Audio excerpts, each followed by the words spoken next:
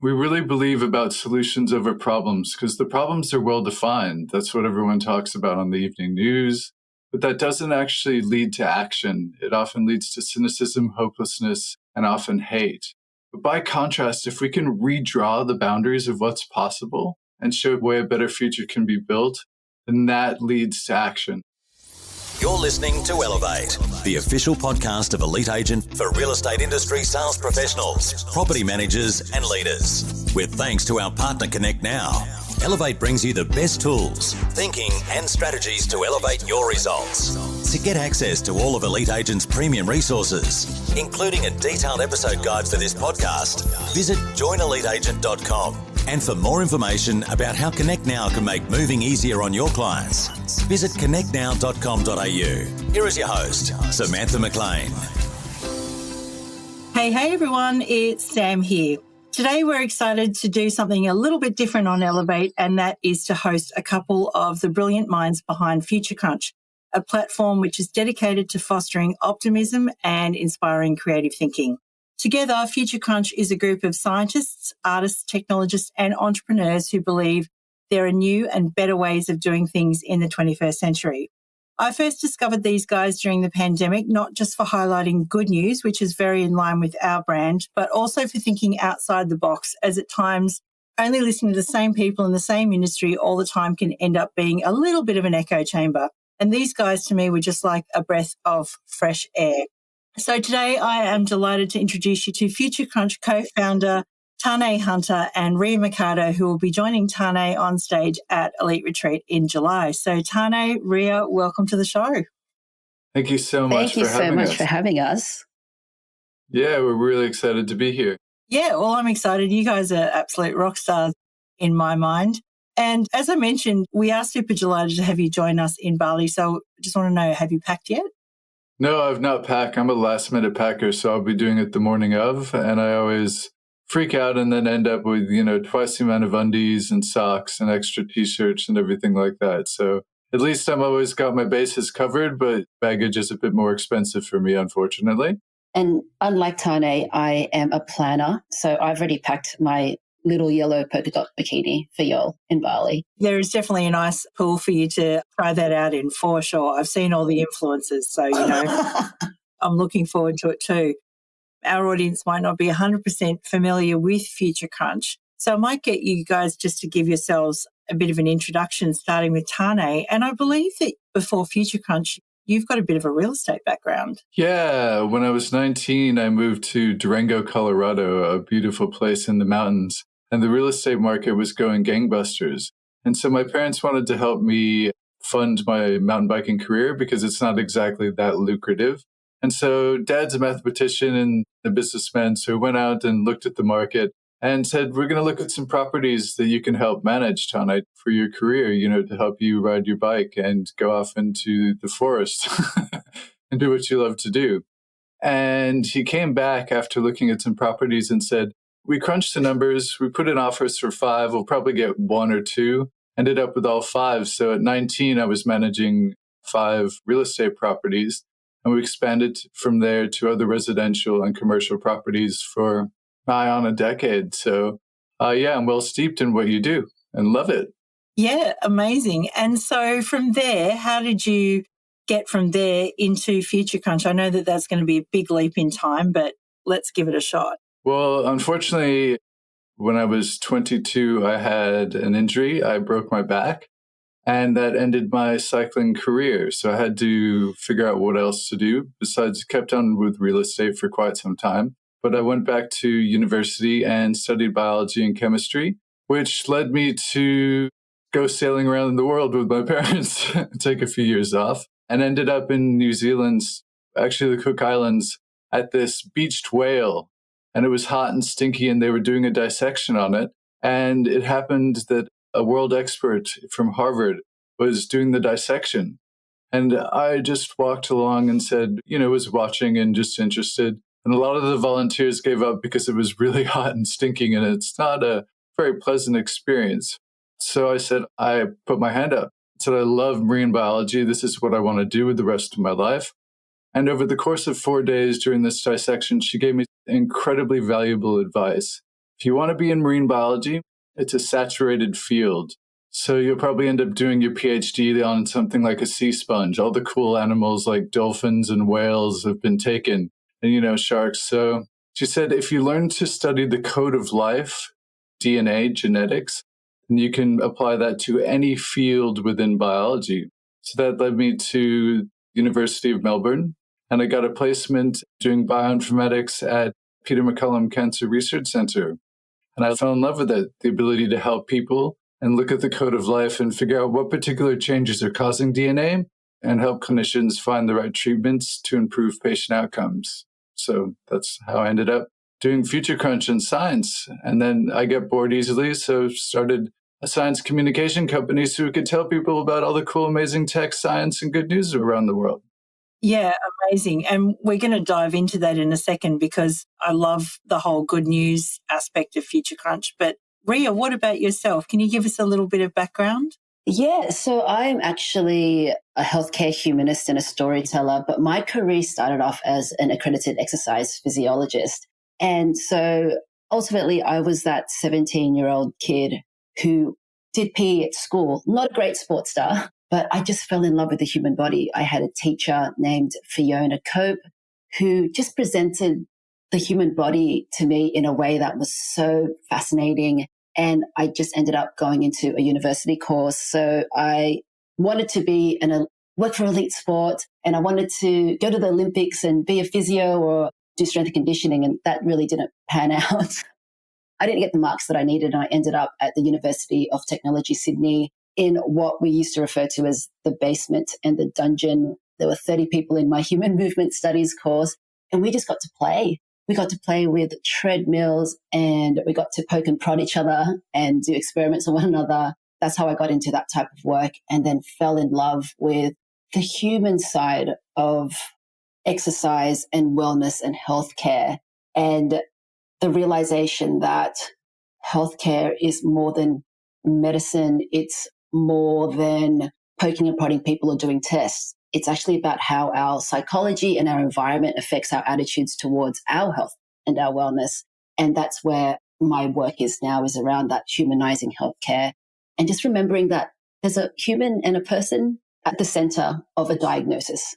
And I ended up with Future Crunch. And how I actually ended up with Future Crunch was I met Tané through a series of events, and I basically looked him in the eye and I asked if I could please join their amazing team. So that's how I kind of got here.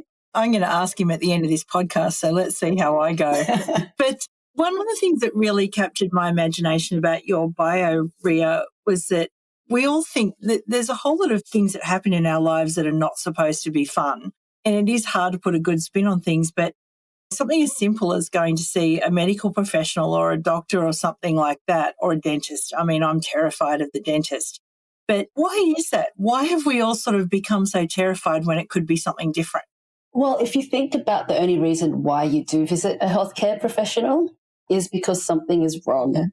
And when something is wrong and unpredictable, and we've seen that during the last few years, is the thought of the unknown is so scary. And so when you wake up one day and all of a sudden you can't move or your tooth hurts, the first thing you default to is that catastrophe mindset.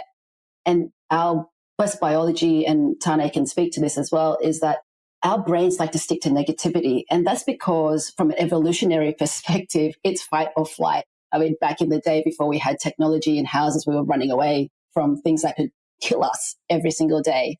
And that's why I think that people are so worried about going to see healthcare professionals, is because they see them when it's a really unpredictable time in their lives and something could have gone really badly for them. And the nature of my work is exercise rehabilitation and workers' compensation. And I never see anybody on a good day. That's why it's so scary for people to go and see doctors. Something's gone wrong. Something's not right.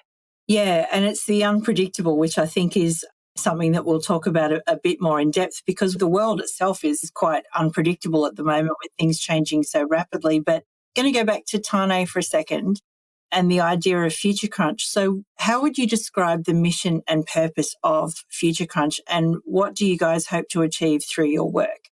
So at a higher level, Future Crunch is a media, thought leadership, and think tank. I know it sounds like a breakfast cereal for robots, but it's a think tank with a simple mission to discover what's happening on the frontiers of science and technology, and really to seek out and tell stories of human progress, stories that we think that everyone needs to hear a lot more about in this day and age. Because we believe in an intelligent, courageous, and active optimism. And it's really important to make a distinction here. A lot of people think optimism is naive, and naive optimism is a boy waiting at Christmas time for Santa Claus to bring him presents. That's naive optimism. An engaged, active optimism is a girl who wants to build a treehouse. She looks at the solutions and what she needs, goes out and get wood, plank, nails, hammer, and gets a group of friends to come together and make a solution happen. We really believe about solutions over problems because the problems are well defined. That's what everyone talks about on the evening news. All the headlines are about. That's where you get at every dinner party. But that doesn't actually lead to action. It often leads to cynicism, hopelessness, and often hate. Because cynicism is easy. You're never wrong or disappointed when things go bad. But by contrast, if we can redraw the boundaries of what's possible and show a way a better future can be built, then that leads to action. And that's what we believe. And also, as science nerds, we like to keep the facts sacred. We're not just like, hey, look at this random thing, we just read the headline and then posted the article. It's like deep research and to make sure what we tell people is solid and ready to rock and roll. Yeah, and to that point as well, in healthcare, we are inherently intelligent optimists. People walk into our clinics at a bad time. They've broken a leg, they've done their back in, and we bring all the facts and all the information, all the research, all the evidence that we have. And exactly like building a treehouse, we take the tools and then we use those tools to help our patients get better. But what really grounds us is in the optimism that we can help this person. Yeah, amazing. And the medical people might be wondering, hang on a second, why are you inviting a couple of scientists to a real estate? Have you finally lost the plot, Sam? But I can assure you all, I absolutely have not lost the plot. I think when we look at the world and how it's rapidly changing right now, I mean, the area of medical science, and you're saying based on facts and data and things like that, the real estate industry is not too different. Like if you actually look at the facts and the data and stuff like that, it's different. But Tané, what are some of the things that are happening right now that you see as really well-defined? Well, the clean energy revolution is arguably the best economic opportunities we've had in decades. Regardless, it's not an ideological argument anymore. The writing's on the wall. It's just cheaper to save the world than it is to ruin it. That gives me great hope, and you're seeing that change very rapidly. All the big car companies are going electric, regardless of what politicians say about reduce emissions by this, and this. The technology is growing so fast, becoming so much better and so much cheaper that that's actually what's driving it. It's not politics or ideology, so that's a world changer. The stuff going on with biotechnology and CRISPR, like new forms of gene editing called base editing, they're calling CRISPR 2.0. They just cured a young girl's incurable leukemia, cleared it from her blood for the first time ever in a living human being. We are seeing incredible stuff in machine learning and artificial intelligence. Of course, there's ChatGPT, which everyone talks about. But it's scary, but it's also an incredible tool. Like we use it all the time for writer's block. You can create presentations, you can write emails. It's a tool that helps augment your ability and frees up time. So really, what do you do with that spare capacity? And those that use that spare capacity to identify tasks and new tools to help your clients, yourself, and your customers, or even your organization and your coworkers, those are the winners. And that's where really the crux of what the adaptability quotient's all about, is looking at these new tools to make things better, new sustainable ways of creating things, additive manufacturing, 3D printing, digitization, connectivity. We have access to the greatest information resource humanity has ever known at our fingertips. And now people have never had access, like in developing worlds, they can get an education from MIT just on their phone. And that's so powerful. Yes, you do need a really good, I'll just say a bullshit filter to get through the signal from the noise. But that's going to be the next big challenge. It's not whether these tools are good, nor evil, nor neutral. It's how we use them that truly matters. That's why it's so important to talk about this stuff outside of your industry as well. I often think about it like this. In cancer research, I use algorithms that were originally sharpened by the Hubble telescope. So who would have thought a invention of stargazers would have transformed modern day medicine and cancer research? So remember, it's important in any industry to take your blinders off, look up and look out, because the innovation that's going to transform your industry is very likely to come from outside of it. So it's so important to look at not only what's important for you and your industry right now, but what's more important for the world in general. Yeah, and if I can jump onto that as well, we speak about even the way that we're doing things in healthcare now. We're looking at robotics. So that's not a traditional healthcare pathway, but we have to work with engineers and robotics engineers to build exoskeletons. We're building exoskeletons to help people with neurological conditions and stroke rehabilitation. And as Tané said, we must take the blinders off and look around at the greater world, because we talk about disruption, and the people who know who are the best people who can disrupt your industry are actually the ones that know least about it, because they're much more imaginative than we are, and they have fewer perceptions of what the limitations are. And especially in a field like real estate or healthcare, we're taught status quo. We're taught to do the same things because that's how everybody else did it before us. And so part of the adaptability quotient is to look around you and to challenge the status quo and seek for new and innovative ways, dare I say, of doing the tasks that you need to do every day, and that creativity as well. Yeah. Look, if that was a Facebook post, I'd be smashing the like button as many times as I possibly could on both of you, because actually Tané used your exact words with Scott Bateman, who is one of the other presenters at Elite Retreat, because we were both talking about the developments that are happening in the fintech industry and how the fintech industry is sort of lowering their cost bases and able to scale their business without scaling cost as well. And I'm a bit of a ChatGPT fan. In fact, one day I'm going to actually get ChatGPT to write my podcast questions and challenge myself to just stick to them and see what happens. But we were both talking about this. Like, if you use tools like artificial intelligence, it's not actually the ability to use the tools, it's what you do with the time that you save that is actually going to make the difference, which I think you just pointed out, Tané. Yeah, and it's also thinking about it as a tool for self-reflection as well. Like, you may think something like, I challenge anyone to ask someone what your business is. So we asked GPT what Feature Crunch was, and it gave us a beautiful readout. But then we said, can you make it in a comedic and snarky manner? And it said, well, it's about crunching the future. They believe in a better world that can be filled, but they're probably so optimistic that they believe unicorns are real and rainbows taste like Skittles. So if you're feeling down and out, sprinkle a bit of fairy dust on your day, and they might even convince you that robot cars and robot butlers are just around the corner. And it was just hysterical. So you can use it to make fun of yourself, be self-reflective as well. So it can teach you a lot about what you're missing as well and what your potential could be.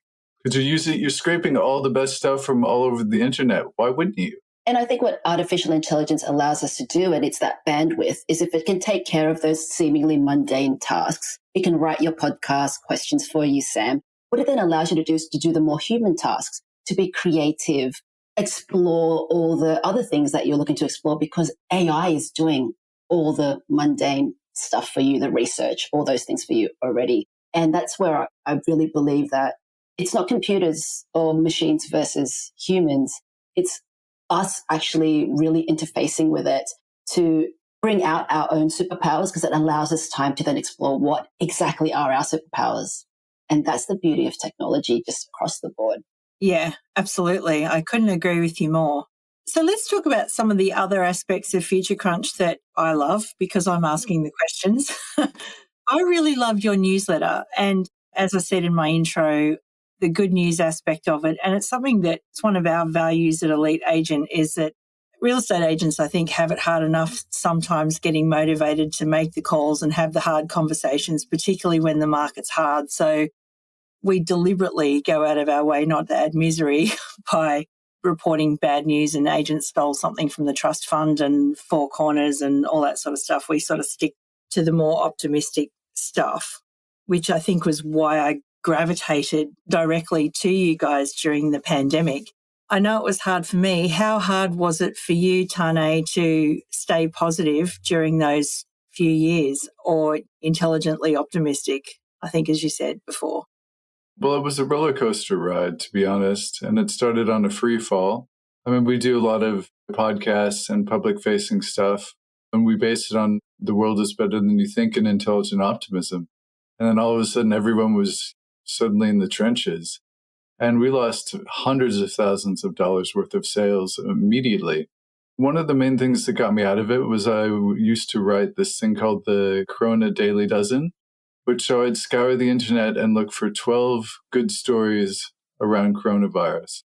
Whether it's people running around in Mexico in superhero costumes, educating kids and people to get vaccinated, or it's the incredible work for all the healthcare workers, or donations, incredible new vaccines and the science, food banks, that type of thing, donations for people who are losing their jobs, subsidies around the world, and basically just get this, what you don't see in the headlines, because everyone was looking at the daily body counts and the new infection rates, and it makes you just feel worse, worse, worse. And so that really helped pick me up. It's like people are actually getting together and really trying to conquer one of the biggest challenges humanity had ever faced. And so that's what got me through it. So what we do with the newsletter in general, like inside COVID and outside of COVID, is to really what we call help people tune their information diet.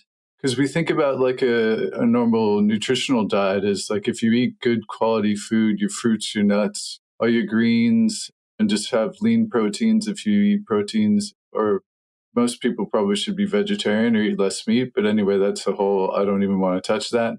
But if you have a healthy diet and you exercise, it makes you feel good, right?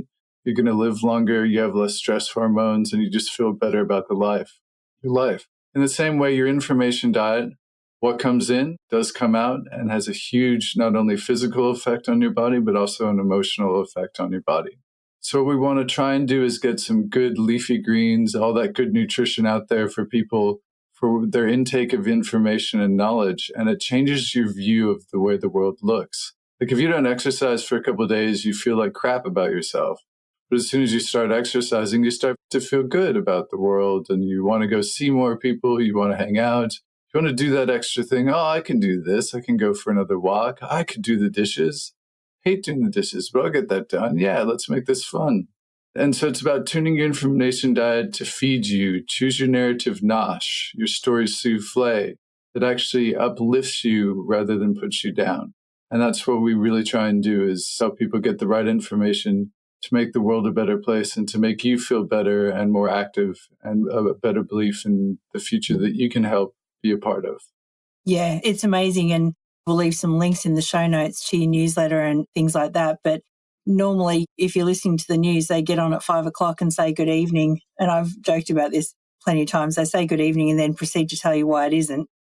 It's actually really lovely to sort of get some good news in your inbox, and, amazing job. I gravitate to your newsletter, even though I've got 10,000 unread emails. So there you go. Let's talk about adaptability, because that's one of the things that you're going to be talking about at Elite Retreat. And actually, before we get into that, let's talk about, you guys have got a really interesting presentation style as well. I saw a bit of a presentation on Zoom a couple of years ago, which again sort of caught my imagination. So can you guys give me a bit of an overview of what people at Elite Retreat might see on stage? Well, firstly, we really enjoy doing duos and duets. It's a team at Future Crunch because we are diverse by design. And the way that Future Crunch and the think tank actually works is, if you ask us this question, we're all going to look at it from a very different perspective because of our background.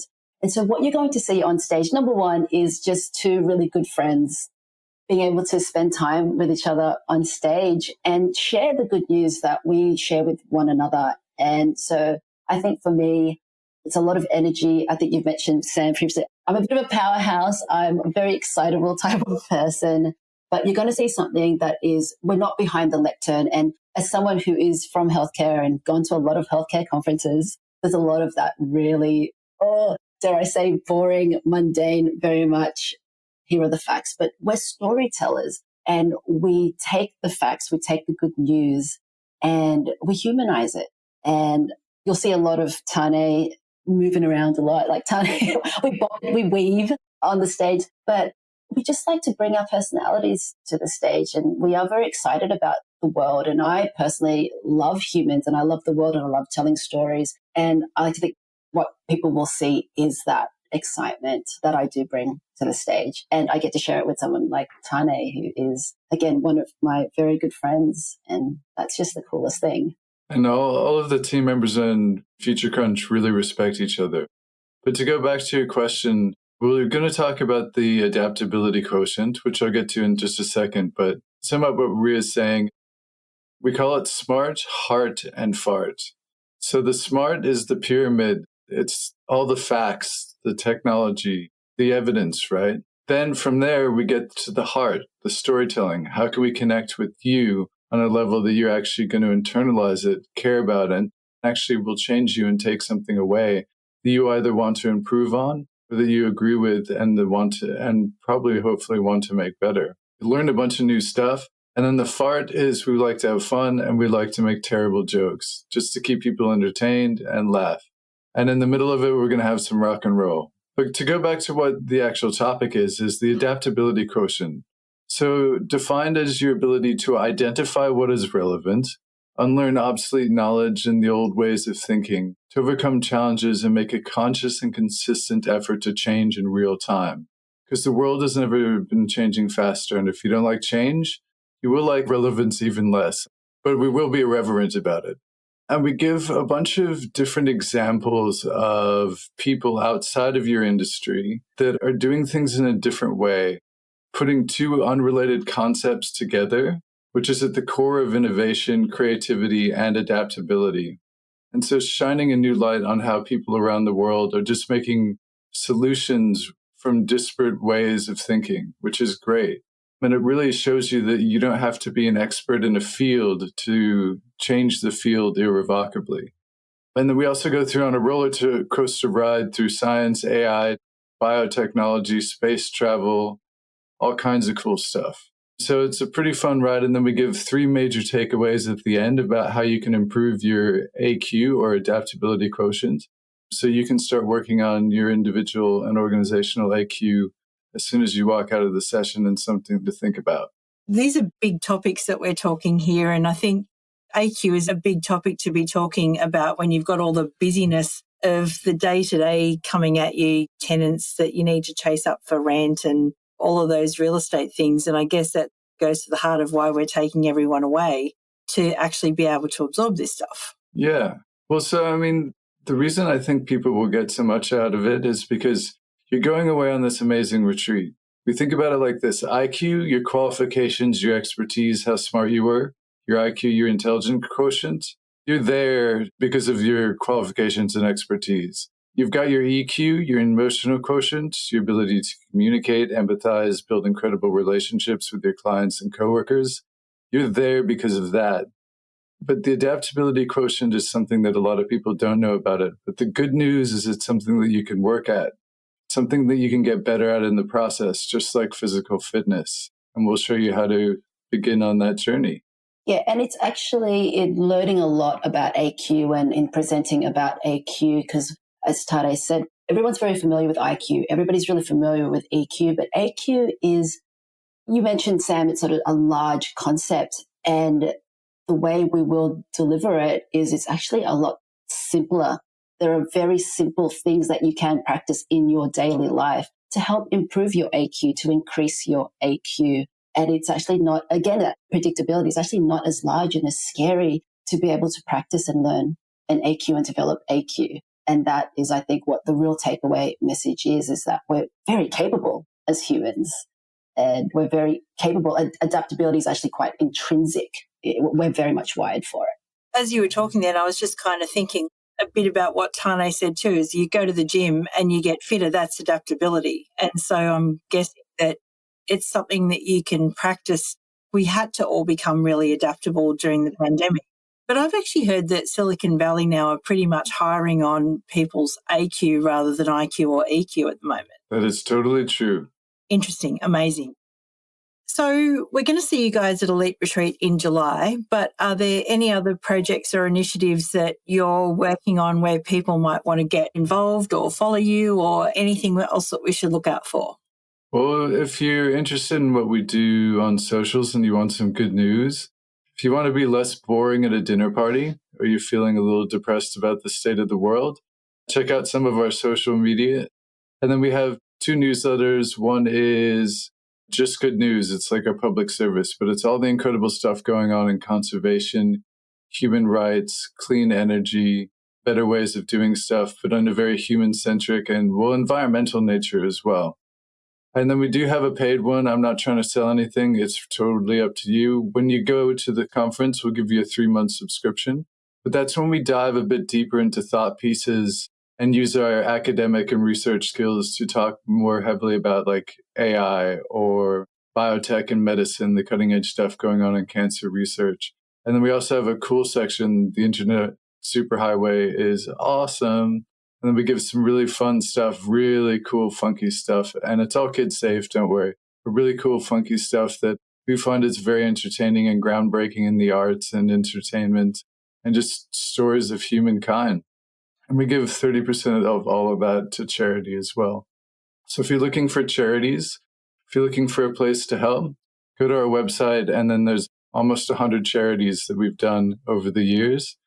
You can decide where you want to put your money with, and every dollar helps. And these are not big NGOs. Like, I don't want to mention any ones, but they're small individuals, mainly volunteer-based, doing stuff like traveling telescopes in Kenya so people can see the moon and the stars for the first time in the slums of Nairobi, or all kinds of stuff. Yeah, one of my personal favorites was there's an organization that's helping children in my home country of the Philippines who were born with club feet or club foot, and it's helping them be able to walk again. And again, that's just a healthcare thing, but it's very close to home. Yeah. Amazing. Well, it's been fantastic getting to know you guys a little bit better on the podcast today, and I can highly recommend the paid newsletter. So if you guys won't sell it, I will. It's amazing.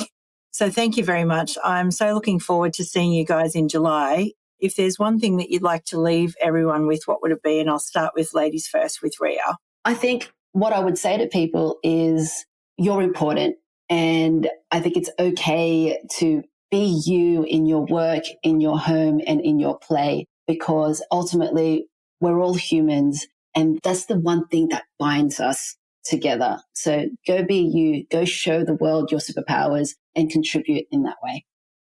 Amazing. Tané? Easy question. I think for general well-being, always surround yourself with people who are smarter than you. And that doesn't mean necessarily an IQ or EQ, but surround yourself with people that are smarter than you in a different area, because they will know less of your perceived notions. So if you're looking for disruption, surround yourself with people who know a lot less about your subject matter as well, and you know a lot less about their subject matter as well, because that works both ways. And then you might find a common ground that could be an innovation that has never transpired before. That's what I would say. Amazing. Tané Hunter and Rhea Mercado, thank you so much. Thank you. That was a pleasure. Thank you so much. We'll see you in Bali. Woohoo! Woohoo. We hope you enjoyed this episode of the Elevate podcast, with thanks to connectnow.com.au. Don't forget to get access to all of Elite Agent's premium resources, including a detailed episode guide for this podcast. Visit joineliteagent.com.